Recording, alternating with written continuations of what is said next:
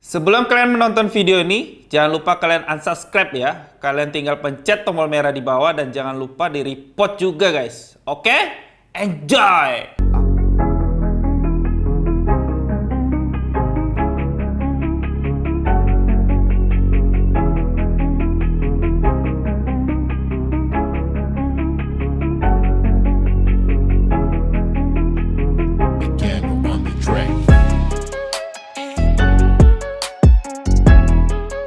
Warahmatullahi wabarakatuh. Oke, kembali bersama saya lagi. Di sini saya akan membahas tentang 5M dan vaksinasi. Oke, pertama, meski sudah 1 tahun pandemi virus corona, ini masih terus menyerang di negara kita yang tercinta yaitu Indonesia. Angka kasus positif virus corona mencapai 1,5 juta. Kabar baiknya sekitar lebih 1,3 juta orang berhasil pulih, sembuh, dan mengalahkan penyebaran dan penularan virus corona di dunia. Itu tidaklah mudah. Banyak upaya yang terus-menerus dilakukan oleh pemerintah, oleh dokter untuk mengurangi penambahan virus corona. Sehingga ada PPKM, ada PSBB, itu contohnya. Dan ada loh trik yang mudah untuk mencegah virus corona, yaitu 5M dan vaksinasi. Oke, berawal dari 5M dulu. Yang pertama, mencuci tangan. Rutin mencuci tangan itu ternyata efektif loh untuk mencegah virus corona. Adalah salah satu protokol kesehatan yang cukup efektif untuk mencegah penularan virus corona atau COVID-19. Untuk hasil yang maksimal, kamu disarankan untuk mencuci tangan setidaknya selama 20 detik beberapa kali dalam sehari. Contohnya ketika mau masak, sebelum masak atau makan, kalian cuci tangan, dan setelah menggunakan kamar mandi, dan setelah menutup hidung atau saat batuk atau bersin, dan setelah kamu keluar dari rumah. Itu setidaknya kalian harus cuci tangan selama 20 detik. Untuk membunuh virus dan kuman-kuman lainnya, gunakan sabun dan air atau alkohol setidaknya dengan kadar 60%. Oke, yang nomor 2 yaitu menggunakan masker. Seperti ini. Oke, memakai masker meski berada di dalam rumah pada kondisi tertentu perlu dilakukan ketika terdapat anggota keluarga yang terinfeksi COVID-19 atau corona. Terdapat anggota keluarga yang berpotensi terkena COVID-19 karena aktivitas di luar rumah, merasa terjangkit atau mengalami gejala COVID-19, ruangan sempit, tidak bisa menjaga jarak minimal 2 meter. Dan menggunakan masker itu wajib dilakukan ketika saat ini. Kalau tidak memakai masker, kalian akan kena hukuman. Jadi, yang nomor 2 ini bersifat wajib. Kalian harus memakai masker, ya. 3, menjaga jarak. Protokol kesehatan lainnya yang perlu diperhatikan yaitu menjaga jarak. Protokol kesehatan ini menjaga jarak. Menjaga jarak di sini bukan artian kita berpecah belah atau tidak mau berdekatan atau lagi musuhan ya. Yang dimaksud dalam sini itu menjaga jarak agar penularan virus corona itu tidak terlalu parah. Jadi di sini disebutkan menjaga jarak minimal 1 meter dengan orang lain untuk menghindari terkena virus corona. Ini potensinya terlalu besar kalau kalian selalu berkerumun atau selalu bersama. Makanya diwajibkan untuk menjaga jarak minimal 1 meter. Oke, yang nomor 4, menjauhi kerumunan. Lah, apalagi di Indonesia itu banyak sekali orang yang masih kerumunan. Jadi di sini 5M itu adalah yang nomor 4 itu menjauhi kerumunan. Selain 3 hal yang tadi saya sebutkan, menjauhi kerumunan merupakan protokol kesehatan yang juga harus dilakukan. Menurut Kementerian Kesehatan RI atau Kemenkes, masyarakat diminta untuk menjauh dari kerumunan agar tidak ada virus corona atau kemungkinan terinfeksi corona itu lebih besar kalau kita masih berkerumun. Makanya Kemenkes menyarankan untuk menjauhi kerumunan. Oleh sebab itu, hindari tempat keramaian terutama bila sedang sakit atau berusia di atas 60 tahun.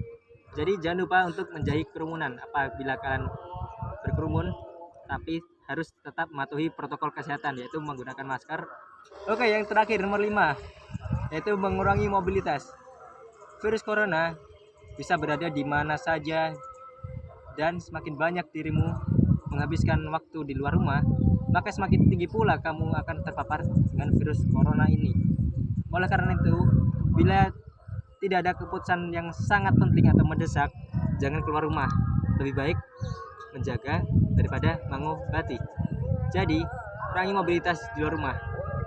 Oke, itu tentang 5M yang saya sebutkan tadi. Dan sekarang ada vaksinasi yang akan diterangkan oleh gambar berikut ini.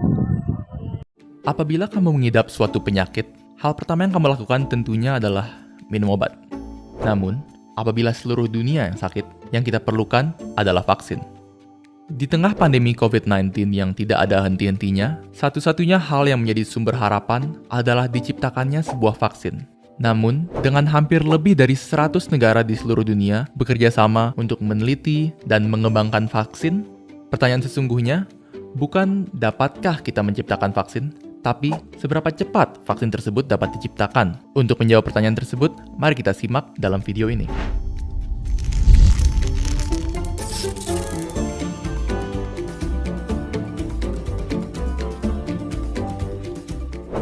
Untuk dapat mengetahui kapan vaksin COVID-19 dapat diciptakan, ada pentingnya kita mengetahui proses pengembangan vaksin itu sendiri. Secara sederhana, tahapan pengembangan vaksin dapat kita bagi menjadi 3 bagian, yaitu fase penelitian, fase preklinis, dan fase uji klinis. Fase penelitian adalah fase di mana peneliti akan mencari tahu cara kerjanya virus dan bagaimana virus tersebut menyerang tubuh manusia.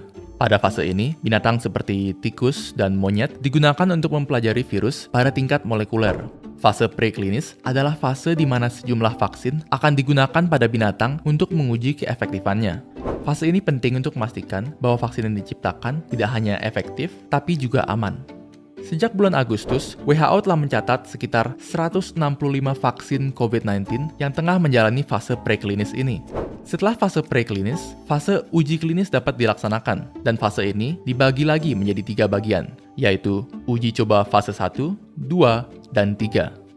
Uji coba fase 1 melihat reaksi sistem imun dan memastikan keamanan vaksin untuk tubuh manusia. Uji coba fase 2 melibatkan ratusan subjek uji coba dan memfokuskan kepada dosis yang tepat serta jadwal imunisasi yang sesuai. Dan yang terakhir, uji coba fase 3 melibatkan lebih dari 1.000 subjek uji coba dan memfokuskan kepada keamanan vaksin pada populasi yang besar untuk mengidentifikasi efek samping yang berat dan langka. Kemudian, setelah vaksin diciptakan, vaksin tersebut akan diberikan persetujuan oleh badan yang berwenang, kemudian didistribusikan secara skala besar. Dalam kondisi normal, sebuah vaksin memerlukan pengujian klinis yang sangat ketat, dan biasanya ini memakan waktu yang lama. Andaikan kita sekarang dalam situasi non-pandemi, vaksin tercepat dan paling realistis akan dapat didistribusikan pada bulan Mei 2036, yaitu 16 tahun dari sekarang.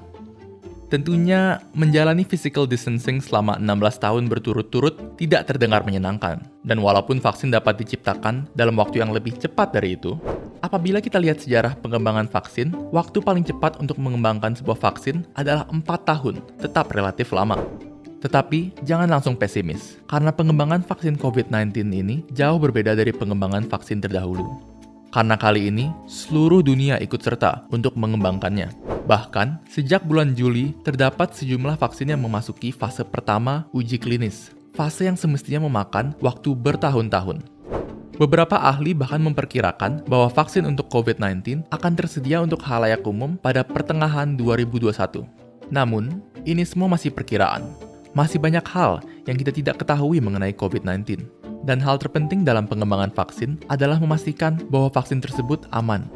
Kesimpulannya adalah, walaupun vaksin untuk COVID-19 tidak akan hadir secara instan, berkat kerjasama dan kerja keras berbagai institusi, pakar-pakar, dan tenaga medis di seluruh dunia, pandemi ini mungkin saja akan berakhir lebih cepat dari perkiraan.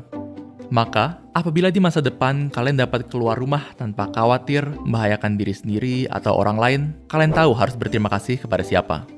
Sekian untuk video kali ini. Apakah kalian berani untuk menjadi subjek tes vaksin? Atau apakah kalian ingin menunggu hingga vaksinnya benar-benar aman?